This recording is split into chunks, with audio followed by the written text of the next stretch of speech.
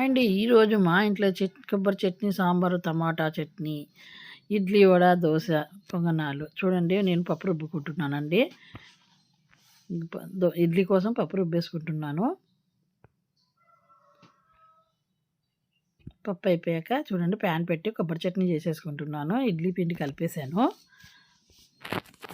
రాత్రి కలిపి పెంచుకుంటారా. ఇప్పుడు చూడండి కొబ్బరి చట్నీ ఉదయం లేచి కొబ్బరి చట్నీ ప్రిపేర్ చేసుకుంటున్నాను. నా దగ్గర పచ్చి కొబ్బరి లేదు, ఎండు కొబ్బరితోనే చట్నీ చేసుకుంటున్నాను. అల్లం, వెల్లుల్లి, పచ్చిమిర్చి వేసి కొద్దిగా ఆయిల్ వేసి చూడండి జీలకర్ర వేస్తాను. జీలకర్ర వేసి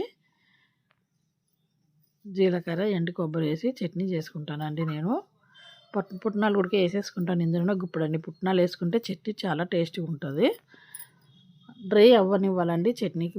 పుట్నాలు కూడా పచ్చి వేసేసుకుంటే నిమ్ముగా ఉంటాయి కాబట్టి టేస్ట్ ఉండదు చట్నీ. ఇప్పుడు ఎండు కొబ్బరి వేసిన తర్వాత పుట్నాలు ఉడికేసుకుని కొద్దిగా ఏగనిస్తే బాగుంటుంది చట్నీ. ఎండు కొబ్బరి వాడుతున్నాను, నా దగ్గర పచ్చి కొబ్బరి లేదు. ఏగిపోయాయండి. ఇప్పుడు పుట్నాలు వేసేసుకుందాం ఒక పిరికిడు.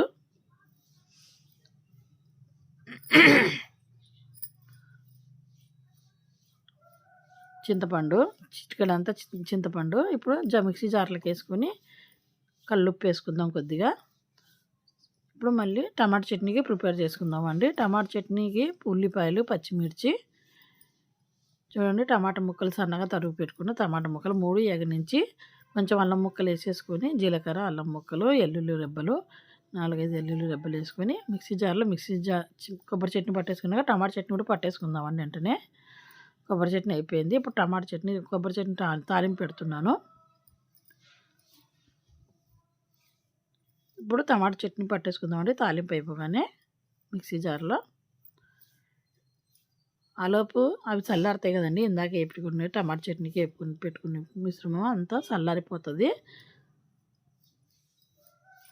అయినా సరే ఇంకా కొంచెం వేడిగా ఉన్నాయి. కొబ్బరి చట్నీ తాలింపు అయిపోయింది. ఇప్పుడు టమాటా చట్నీ పట్టేస్తున్నాను. అయినా ఇంకా కొంచెం వేడిగా ఉంది, అందుకే తుల్లిపోయి చూడండి. ఇప్పుడు ఇడ్లీ పిండిలో అంత పిండిలోనూ ఉప్పు కలపకండి, సాల్ట్ కలపకండి. కొంచెంగా తీసుకుని ఎంత వండుకుంటారో అంతే కలపండి. మిగతా పిండి ఫ్రెష్గా ఉంటుంది, ఎన్ని రోజులున్నా నెలలున్నా బాగానే ఉంటుందండి. ఇప్పుడు ఇడ్లీకి పెట్టుకుంటున్నాను నేను. 3 ప్లేట్లు మాత్రమే ఇడ్లీకి పెడుతున్నాను. ముందుగా ఆయిల్ రాసుకొని ఇప్పుడు ఇడ్లీ పిండి కావాల్సినంత వేసేసుకొని ప్లేట్లలో చూడండి జారుగా కలుపుకోవాలి. కొంచెం గట్టిగా ఉండకూడదు పిండి, ఇడ్లీలు మెత్తగా వస్తాయి. మూత పెట్టేసి 15 నిమిషాలు పెడితే ఇడ్లీలు రెడీ అయిపోతాయి. ఒక పక్కన దోశ వేస్తున్నాను, ఒక పక్కన ఇడ్లీ పొంగనాలు కూడా వేసేసానండి. ఇగో చట్నీలు, సాంబారు మొత్తం రెడీ అయిపోయి